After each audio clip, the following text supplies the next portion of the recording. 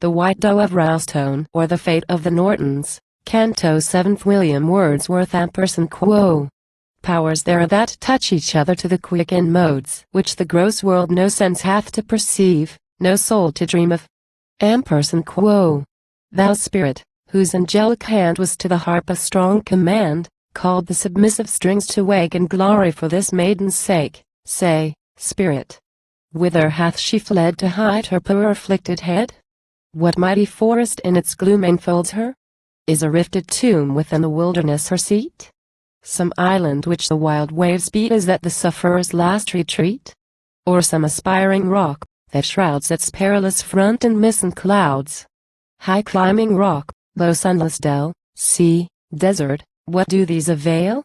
Oh, take her anguish and her fears into a deep recess of years. 'Tis done.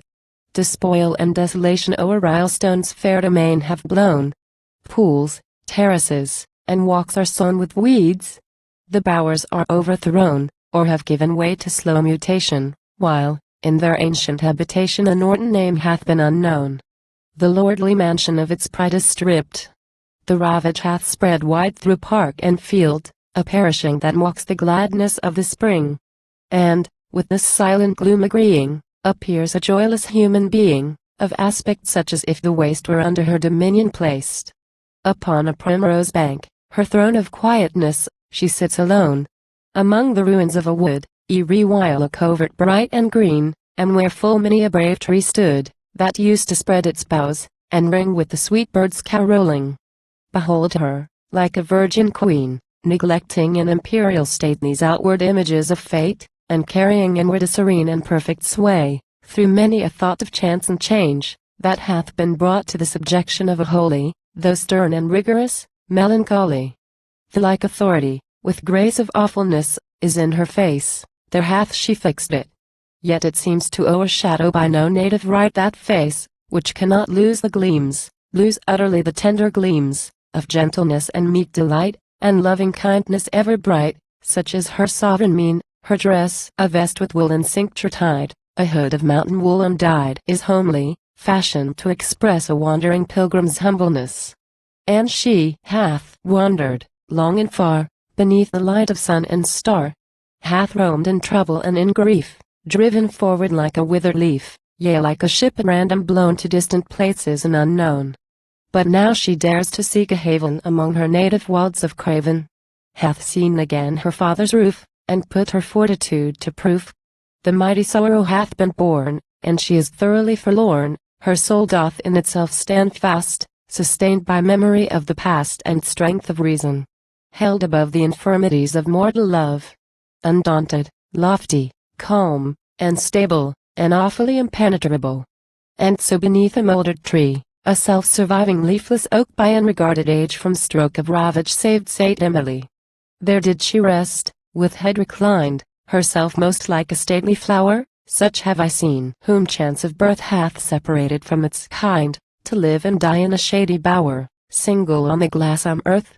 When, with a noise like distant thunder, a troop of deer came sweeping by. And, suddenly, behold a wonder. For one, among those rushing deer, a single one, in mid-career hath stopped, and fixed her large full eye upon the Lady Emily. A doe most beautiful, clear white, a radiant creature, silver bright. Thus checked, a little while it stayed. A little thoughtful pause it made, and then advanced with stealth-like pace, drew softly near her, and more near looked round but saw no cause for fear. So to her feet the creature came, and laid its head upon her knee, and looked into the lady's face, a look of pure benignity, and fond unclouded memory. It is, thought Emily, the same, the very doe of other years. The pleading look the lady viewed, and, by her gushing thoughts subdued, she melted into tears, a flood of tears, that flowed apace, upon the happy creature's face. Oh, moment ever blessed! O pair beloved of heaven, heaven's chosen care, this was for you a precious greeting. And may it prove a fruitful meeting. Joined are they, and the sylvan doe, can she depart? Can she forgo the lady, once her playful peer, and now her sainted mistress dear? And will not Emily receive this lovely chronicler of things long past, delights and sorrowings? Lone sufferer, Will not she believe the promise in that speaking face, and welcome, as a gift of grace, the saddest thought the creature brings? That day, the first of a reunion which was to teem with high communion, that day of balmy April weather, they tarried in the wood together. And when, ere fall of evening dew, she from her sylvan haunt withdrew, the white doe tracked with faithful pace the lady to her dwelling place. That nook where, on paternal ground, a habitation she had found, the master of whose humble board once owned her father for his lord. A hut, by tufted trees defended, where Rylstone brook with wharf is blended. When Emily by morning light went forth, the doe stood there in sight. She shrunk, with one frail shock of pain received and followed by a prayer, she saw the creature once again. Shun will she not, she feels, will bear. But, wheresoever she looked round, all now was trouble-haunted ground. And therefore now she deems it good once more this restless neighborhood to leave. Onward, yet unforbidden, the white doe followed up the vale, up to another cottage, hidden in the deep fork of a murdale. And there may Emily restore herself, in spots unseen before. Why tell of mossy rock, or tree, by lurking Durnbrook's breathless side, haunts of a strengthening amity that calmed her, cheered, and fortified? For she hath ventured now to read of time, and place, and thought, and deed endless history that lies in her silent follower's eyes. Who with a power like human reason discerns the favorable season, skill to approach or to retire, from looks conceiving her desire. From look, deportment, voice, or mien, that vary to the heart within. If she too passionately wreathed her arms, or over deeply breathed, walked quick or slowly, every mood in its degree was understood. Then well may their accord be true, and kindliest intercourse ensue. Oh, surely 'twas a gentle rousing when she by sudden glimpses spied the white doe on the mountain browsing, or in the meadow wandered wide. How pleased, when down the straggler sank beside her, on some sunny bank. How soothed, when in thick bower enclosed, they, like a nested pair, reposed. Fair vision! When it crossed the maid within some rocky cavern laid, the dark cave's portal gliding by, white as whitest cloud on high floating through the azure sky. What now is left for pain or fear? That presence, dearer and more dear, while they, side by side, were straying, and the shepherd's pipe was playing, did now a very gladness yield at morning to the dewy field, and with a deeper peace endued the hour of moonlight solitude. With her companion, in such frame of mind, to Rylstone back she came, and, ranging through the wasted groves, received the memory of old loves, undisturbed and undistressed, into a soul which now was blessed with a soft spring day of holy, mild, and grateful melancholy, not sunless gloom or unenlightened, but by tender fancies brightened. When the bells of Rylstone played their Sabbath music and quo, God us aid, ampersand quo, that was the sound they seemed to speak. Inscriptive legend which I ween may on those holy bells be seen, that legend in her grandsire's name. And oftentimes the lady meek had in her childhood read the same words which she slighted at that day. But now, when such sad change was wrought, and of that lonely name she thought the bells of Rylstone seemed to say, while she sate listening in the shade, with vocal music, ampersand quo, God us aid, ampersand quo. And all the hills were glad to bear their part in this effectual prayer. Nor lacked she reason's firmest power, but with the white doe at her side up would she climb to Norton Tower, and thence look round her far and wide, her fate there measuring. All is stilled, the weak one hath subdued her heart. Behold the prophecy fulfilled, and she sustains her part. But here her brother's words have failed. Here hath a milder doom prevailed. That she, of him and all bereft, hath yet this faithful partner left. This one associate, that disproves his words, remains for her, and loves. If tears are shed, they do not fall for loss of him for one, or all. Yet, sometimes doth she weep moved gently in her soul's soft sleep.